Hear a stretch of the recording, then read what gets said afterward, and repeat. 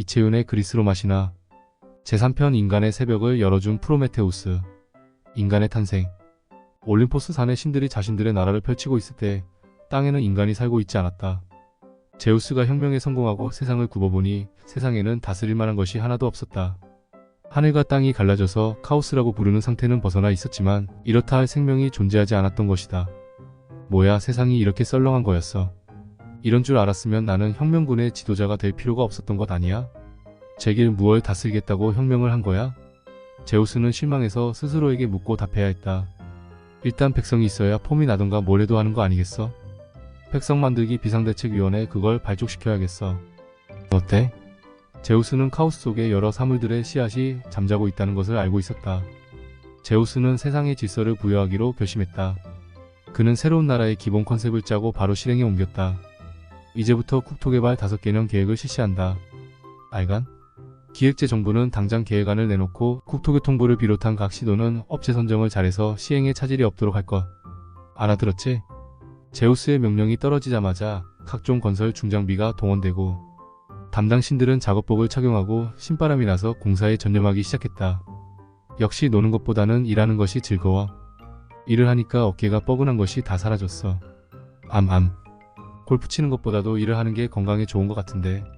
신들은 산을 일으켜 세우고 골짜기를 파고 강과 바다의 경계를 정하고 숲과 샘물, 기름진 들판과 돌투성이 황야를 배치했다. 모든 것들이 자리를 잡아가고 공기가 맑아지자 오랫동안 혼돈의 덩어리 안에 갇혀있던 별들이 하늘에서 찬연히 빛나기 시작했다. 바다는 아름다운 비늘을 번쩍거리는 물고기들의 거처가 되었고 새는 하늘을 날기 시작했으며 대지는 짐승들로 넘쳐나기 시작했다. 우와, 내가 만들었지만 아무리 봐도 멋지다. 그렇지 않아? 다른 신들이 제우스를 칭송했다. 이렇게 세상이 질서를 찾아가자 제우스는 짐승들보다는 신들의 형상을 한 다른 생물을 지배할 만한 존재를 창조하기로 결심했다. 인간을 창조하기로 마음먹은 제우스는 프로메테우스를 불러들였다. 프로메테우스는 티탄족으로, 그러니까 제우스의 삼촌뻘 되지만 혁명을 할 때 티탄족을 매신 때리고 제우스 밑으로 들어온 혁명 동지다. 프로메테우스는 먼저 생각하는 자란 뜻의 이름대로 미래를 예측하는 능력을 가지고 있었던 탓에 제우스가 혁명에 성공할 것을 알고 있었고 그래서 그는 제우스 편에 가담했던 것이다. 그러니까 독자들은 프로메테우스를 미래를 보는 자, 예언가 혹은 샤먼, 용암 무당 정도로 생각하시면 좋을 것이다. 프로메테우스는 처음부터 티탄을 배신 때린 것은 아니었다.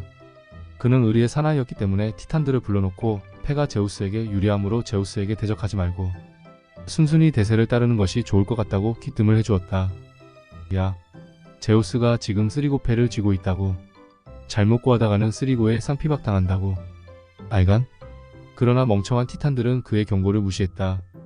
프로메테우스는 하는 수 없이 자신의 뜻을 따르는 몇몇 티탄들만 데리고 제우스 진영으로 투항했던 것이다. 앞날을 뻔히 알면서 지는 쪽에 가담할 바보가 어디 있는가? 저기 말이죠. 우리가 지상을 제대로 다스리려면 인간을 만들어야 할 것 같은데 귀하께서 솜씨를 발휘해 봄이 어떠시지? 제우스는 손 아래 위없이 콩가루 날려가며 싸움 맹장답게 천상의 신 제우스답게 삼촌에게도 삼촌이란 말을 쓰지 않는다. 어차피 내 아래 것인데 존대하기가 영 쑥스럽구먼. 계급장대로 가야지 뭐. 쩝쩝. 프로메테우스는 티탄족이기는 하지만 아주 지혜롭고 손재주가 비상했다. 제우스는 그의 솜씨를 높이 사고 있었던 탓에 그를 아군으로 삼았고 가장 신이 많은 측근으로 여겨서 이번에는 신들의 형상을 한 인간을 만들 것을 지시한 것이다. 제우스의 명을 받들어 실행하겠나이다. 현명한 프로메테우스는 납작 엎드려서 명령을 받았고 즉각 작업에 들어갔다. 이건 진작 내가 하고 싶었던 일이야. 아주 영특한 놈들을 만들어야겠어. 프로메테우스는 인간을 만든다는 일이 아주 가슴 설레는 작업이라고 생각했다. 프로미시어스에게는 에피메테우스 EPIMETHUS라는 동생이 있었는데 그는 동생을 조수로 데리고 일을 시작했다. 그런데 에피메테우스는 뒤에 깨닫는 자, 즉 뒷북치는 놈이란 뜻으로 그가 이 일에 참여하게 됨으로써 나중에 많은 문제를 일으키게 된다. 여기서 영어 공부 한마디 하자면 말, 책이나 논문에서 머리말을 뜻하는 프롤로그, 프롤라그는 프로마이너스에서 끝말, 후기 등을 뜻하는 에필로그, 에폴로그는 EPI-에서 나온 말. 영어가 참 쉽다고? 그럼 쉽고 말고 참고로 한마디 더하면 그리스 신화에서 나오는 영어 단어를 어느 정도 공부하면 그것이 영어의 뿌리이기 때문에 영어 공부는 거의 끝난다고 볼 수 있지. 각설하고 현명한 프로메테우스였지만 형제간의 우애를 생각해서 그는 늘 동생을 보살피는 입장이었다. 동생이 좀 미안하지만 어쩌겠어. 그래도 동생인데 데리고 다녀야지. 프로메테우스는 신이면서도 매우 인간적인 면을 많이 가지고 있었다. 어쨌거나 지상으로 내려온 프로메테우스는 우선 질 좋은 흙을 구해서 물을 붓고 진흙을 열심히 빚어서 최대한 신과 비슷하게 사람을 만들어냈다. 그는 인간에게 신들의 형상을 본 따 직립할 능력을 부여했다. 그래서 다른 동물은 모두 고개를 숙여 땅을 내려다보는데 인간만은 고개를 들고 하늘을 바라볼 수 있게 되었다. 프로메테우스가 인간의 형상을 만들어서 이래 동안 볕에 말린 뒤 생명을 불어넣으려는 찰나 지나가던 지혜의 여신 아테나가 나비 한 마리를 날려보냈다. 나비가 인간의 콧구멍으로 들어가자 인간에게는 비로소 마음이 깃들었다. 그리스어 푸시케피에스YCH는 나비라는 뜻과 마음, 영혼이라는 뜻을 동시에 가지고 있다. 프로메테우스가 사람을 만드는 동안 에피메테우스는 다른 동물들을 만들었다. 그런데 에피메테우스는 형과 의논도 하지 않고 자기가 만든 동물에게 제우스가 준 선물을 마구 뿌려댔다. 어떤 동물에게는 날개를, 어떤 동물에게는 발톱을, 또 어떤 동물에게는 딱딱한 껍질을 주는 식으로 용기, 힘, 속도, 지혜 같은 것들을 선물로 준 것이다.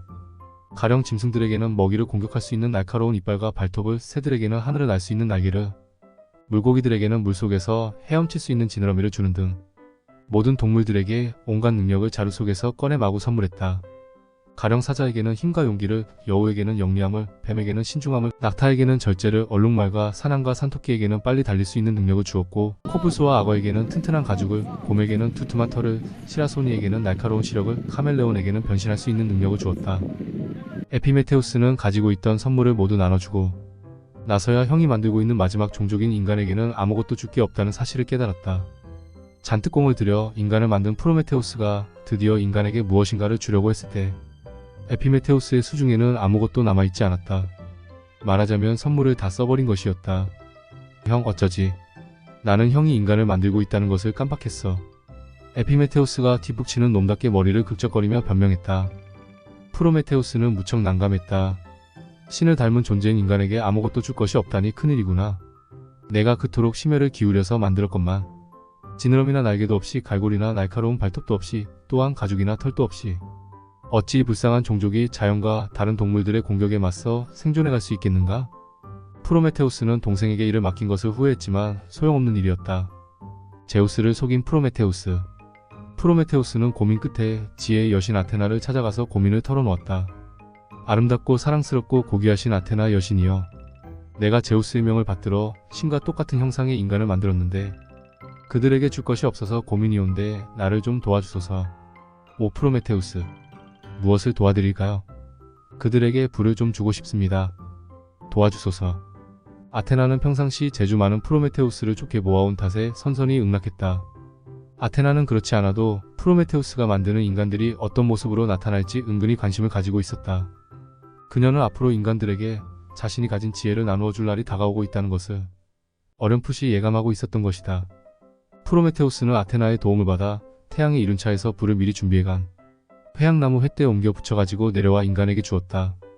이 선물 덕택에 인간은 다른 동물보다 훨씬 뛰어난 존재가 되었다. 이제 인간은 비바람과 추위에 시달리는 삶을 면하게 된 것이었다. 희야, 불이란 것이 너무 좋다. 이렇게 따뜻하고 고기도 구워 먹을 수 있으니까 정말 인간답게 사는 것 같다. 인간은 불을 사용해서 무기를 만들어 다른 동물을 정복할 수 있었고 연장을 만들어서 땅을 경작하기 시작했다. 또 추운 겨울에도 따뜻하게 지낼 수 있는 등 의식주 문제를 해결했다.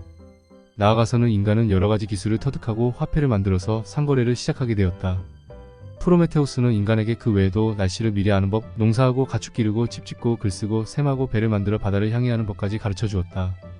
프로메테우스는 자기가 만들 영특한 인간 종족에게 많은 애정을 느꼈다. 너희들은 나의 작품이자 내 새끼나 다름없어. 난 무조건 너희들에게 잘해주고 싶어. 프로메테우스는 자다가 꿈에서도 인간들 걱정을 하는 것이었다.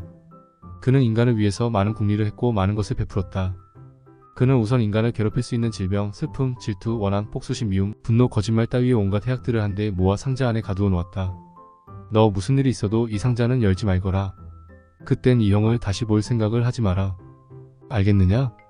예, 형님. 명심하겠습니다. 만약 잘못된 일이 생기면 너는 이 세상에서 나를 볼 생각을 말아야 할 것이다. 프로메테우스는 동생에게 누나를 부라리며 당부를 하고 다락방에 그 상자를 숨겨놓았다. 그런데 문제는 프로메테우스가 하늘에서 불씨를 훔쳐간 사실을 나중에 안 제우스가 노발대발 화를 내고 있다는 것이었다. 저런 방자스러운 자가 있나? 하늘의 불씨를 인간에게 내주다니. 내 이자의 주리를 틀리라. 제우스가 프로메테우스를 손봐야겠다고 마음먹고 있을 때 인간들이 소를 한 마리 잡아 제우스에게 바치는 제사가 열렸다. 이 제사는 프로메테우스가 인간에게 신들의 은총을 얻어내는 방법을 가르쳐준 때문에 시작된 것이었다. 잔뜩 심사가 뒤틀렸던 제우스의 분노는 마침내 폭발하고 말았다. 내가 인간을 만들라고 했던 것은 신을 공손히 받들 존재가 필요해서였는데 사사건건 인간의 편만 들고 감히 나를 농락하다니. 천상의 보물인 불까지 훔쳐다 가져다 준 것은 절대 용서할 수 없다. 제우스는 인간들이 불을 가지고 바비큐 요리를 해먹고 또 농사를 지어서 빵을 만들어 먹는 꼴을 보자니 눈꼴이 시고 속이 다 뒤틀려왔다. 하지만 제우스는 프로메테우스가 가지고 있는 예언 능력을 알고 은근히 그를 두려워했다. 자, 그런데 말이다.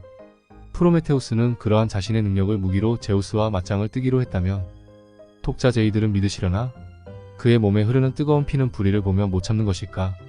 원래 불의를 보면 참지 못하는 정의파인 그는 크로노스의 폭정의 반기를 들고 개혁파로서 제우스의 편에 가담하지 않았던가. 좌우지간 제우스는 당장 프로메테우스를 불렀다. 제우스는 말했다. 나는 인간들이 찢고 까부는 꼴을 더 이상 볼 수가 없다. 놈들에게 퍼뜨려야 하는 악과 고통을 어디에 숨겼는지 말해준다면 널 당장 풀어주고 두둑한 상과 벼슬을 내려주겠다. 그러나 프로메테우스는 일신의 안락을 위해 대의를 저버리는 그런 행위를 경멸했다.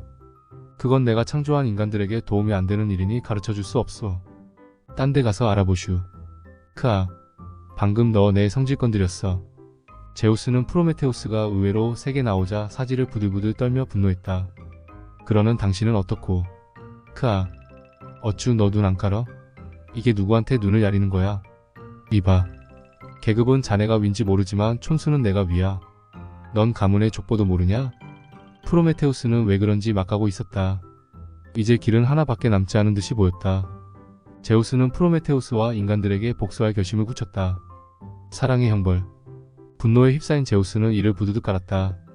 그는 혁명동지이자 티탄과의 전쟁 그리고 기간테스를 제압하는데 혁혁한 공을 세운 계고 1등 공신 프로메테우스를 처벌하기로 결정했다.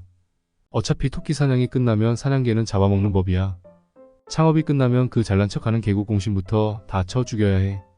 토사구팽이 장땡이라고. 한나라 고조 유방을 보라고.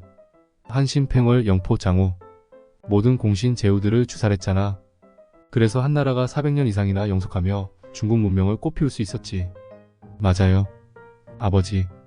조선 왕조의 태종 이방원이도 1등 공신인 자기 처남들도 다 때려 죽였어요. 그래서 세종이 태평성대를 이룩한 거지요. 비서실장 헤르메스가 거들고 나섰다. 그래, 과거는 과거고 지금은 지금이다. 왕실과 정권의 안정을 위해서는 어쩔 수 없어. 인간에게 불을 갖다 바치는 어처구니를 물 말아먹는 짓을 한자를 용서하면 또 어떤 불상사가 일어날지 모른다. 저놈이 이번에는 내 번개도 훔쳐다 인간들에게 줄런지 누가 알아. 제우스는 당장 권력의 신이자 검찰총장인 크라토스와 폭력의 신이자 초폭계의 대부인 비아를 불러들였다. 너희들은 당장 프로메테우스를 잡아들여라. 프로메테우스에게는 불을 훔쳐간 절도죄를 묻고 인간들에게는 작물취득죄를 물을 것이다. 크라토스는 체포영장을 가지고 가라. 만약 녀석이 반항을 한다면 비아가 허벌나게 패도 좋다. 제우스는 프로메테우스를 잡아들이기 위해서 검찰과 조폭을 동시에 동원한 것이었다. 제우스는 그들에게 헤파이스토스가 만든 청동 쇠사슬을 건네주었다. 야 조폭, 너랑 가려니까 쪽팔린다. 멀리 떨어져서 와라. 검찰총장 크라토스께서 조폭 두목인 비아에게 말했다. 검찰 형님, 왜 그러쇼? 우린 한 배를 탄 식구 아니요. 프로메테우스가 얼마나 힘이 센 줄 아쇼? 형님 혼자 가시면 대래 쌍코피 나도록 얻어터질 텐데. 하면서 비아가 뒤를 돌아보고 휘파람을 날렸다. 그러자 골목에서 손에 강목과 쇠파이프를 든 덩치 깍두기들이 줄줄이 나타났다. 그렇게 해서 검찰과 조폭은 힘을 합해서 프로메테우스를 잡아다 코카서스 산의 꼭대기 바위에 꼼짝달싹하지 못하게 묶어버렸다. 며칠 후 제우스는 조금 안쓰러운 생각이 들어서 직접 프로메테우스를 찾아가 말했다. 너는 불사신이므로 형벌은 영원히 지속될 것이다. 인류에게 퍼뜨려야 하는 악과 고통을 어디에 숨겼는지 말하라. 그러면 당장 널 사면해 줄 수 있다. 절대로 말할 수 없소. 프로메테우스는 제우스의 회유를 단호히 거부했다. 야, 너 너무 오버하는 것 아니냐? 그깟 인간이 뭐라고. 그리고 내게 말 못할 사연이 어디 있다고. 혁명동지의 예정을 생각해서라도 내게 죄가 있다면 인간을 사랑한 죄밖에 없소. 난 할 말이 없으니 딴 데 가서 알아보슈. 그러자 제우스는 정말 분이 안 풀려서 독수리를 시켜 하루에 2번씩 프로메테우스의 간을 파먹도록 했다. 프로메테우스에 가는 누더기처럼 너덜거렸지만 다음 날이면 새로이 돋아났다. 그 후에도 제우스는 몇 차례나 전령신 헤르메스를 보내 프로메테우스를 회유했다. 그러나 프로메테우스는 일신의 안락을 위해 대의를 저버리는 그런 행위를 경멸했다. 어리석은 프로메테우스여, 난 당신이 아주 똑똑한 줄 알았는데 아주 순멍청이로군. 한마디면 당장 이 고통에서 벗어날 텐데 어찌 이리 고집을 피우시나? 헤르메스의 말에 프로메테우스는 이렇게 대답했다. 헤르메스여, 나는 이 정도 고생으로 의리를 지킬 수 있다는 것을 진정한 행복으로 여긴다네. 그런데 그대는 폭군에게 빌붙어서 어찌 그리도 비굴하게 살고 있단 말인가? 제우스와의 싸움에서 승리하다. 그로부터 장장 3000년의 장구한 세월이 흘렀다. 질투의 화신이 된 헤라 편에서 살펴보게 될 제우스의 새로운 연인 이오가 서로 변한 채 헤라에게 쫓겨 달아나다가 잠시 코카서스 산에 머문 적이 있었다. 그때 프로메테우스는 이오에게 이렇게 말했다. 당신의 후손이 나를 풀어줄 것이오. 그리고 머지않아 제우스는 권자에서 쫓겨나고 말 것이오. 그것을 피하는 방법을 아는 것도 나뿐이라오. 도청장치를 하거나 따라다니는 파파라치가 있는 것도 아닌데 그 소리는 곧바로 제우스의 귀에 들어갔다. 제우스는 겁이 잔뜩 나서 몸을 도사리며 외쳤다. 헤르메스, 당장 가서 그 자가 무슨 생각에서 그런 소리를 했는지 진상을 파악하고 오라. 헤르메스는 전령의 신답게 재빠르게 하늘을 날아서 프로메테우스에게로 갔다. 프로메테우스, 참 어지간하오. 제우스께서 당신이 알고 있는 비밀을 털어놓으면 당장 풀어주겠다고 하셨소. 또 올림포스 신전에 당신 자리를 만들어준다고도 하셨소. 이제 와서 무슨 소리냐? 불의와 폭정은 오래가지 못한다. 제우스처럼 탱크를 몰고 한강을 건넜던 박정희는 친구의 총에 맞아 죽었다. 이제부터라도 제우스는 뉘우치고 세상을 사랑으로 다스려야 할 것이다. 그렇지 않으면 앞날을 장담하지 못하지. 그러지 말고 당신이 알고 있는 것을 말해주소. 내가 제우스께 상신해서 국무총리 자리를 드리도록 하리다. 일 없으니 꺼지는 것이 좋겠어. 나는 그런 더러운 자리는 싫다고. 프로메테우스는 헤르메스의 얼굴에 침을 태하고 뱉었다. 결국 말재간이 뛰어난 헤르메스였지만 프로메테우스 고집을 꺾지 못하고 빈손으로 돌아와야 했다. 제우스는 자신의 미래를 미리 알고 있는 프로메테우스와 화해를 하지 않으면 안 된다는 절박함 때문에 조바심이 났다. 생각하다 못한 제우스는 다음과 같은 친서를 헤르메스 편에 보냈다. 어이 프로메테우스, 이쯤에서 우리 화해하자. 좋다. 내가 졌다. 앞으로 인간을 사랑하마. 내 아들 가운데 누가 나를 해칠 것인가만 가르쳐주라. 항복문서를 쓰라면 쓸게. 하지만 나도 신중의 왕으로서 가오가 있으니까 우리끼리만 알고 조용히 사태를 수습하자. 알았지? 마이너스 제우스 백친필 사인. 그제야 프로메테우스는 빙긋이 웃으면서 제우스의 제안을 수락했다. 다음날 프로메테우스의 예언대로 이오의 자손인 헤라클레스가 와서 사슬을 끊어주어서 프로메테우스는 자유의 몸이 되었다. 올림포스 신궁에 불려 올라간 프로메테우스는 제우스에게 아주 짧게 말했다. 바다의 여신 테티스를 사랑해서는 안 돼요. 만약 그녀가 아들을 낳게 된다면 당신을 몰아내고 말 것이오. 그 말을 들은 제우스는 가슴이 뜨끔했다. 그렇지 않아도 그는 테티스에게 잔뜩 눈독을 들이고 작업에 열을 올리고 있던 중이었다. 제우스는 등줄기에서 오싹한 한기를 느꼈다. 하마터면 큰일 날 뻔했던 것이다. 고맙다. 프로메테우스. 그동안 있었던 일은 다 잊어버리자. 짐이 그대에게 큰 상을 내리겠다. 상 같은 것은 필요 없소. 대신 꼭 인간들을 사랑해 주시오. 내가 지켜볼 것이오. 그 말을 남기고 프로메테우스는 표표히 올림포스를 떠났다. 무려 3000년 동안을 프로메테우스는 독수리에게 간을 쪼였다. 참혹한 고통 앞에서도 무릎 꿇지 않았던 이 불굴의 정신이야말로 인간이 그에게서 받은 가장 위대한 선물이 아닐까. 그리스 신화에 등장하는 수많은 신과 영웅 중에서 후세 사람들에게 가장 칭송받는 이는 아마도 프로메테우스일 것이다. 그는 그리스인들이 가장 소중히 여겼던 가치인 인간과 자유의 다른 이름이었고 부당한 고통을 견디는 고결한 정신 억압에 항거하는 투쟁의 상징이었다. 오늘은 여기까지입니다. 다음은 가장 완벽한 그러나 가장 위험한 여자 판도라 편으로 이어집니다.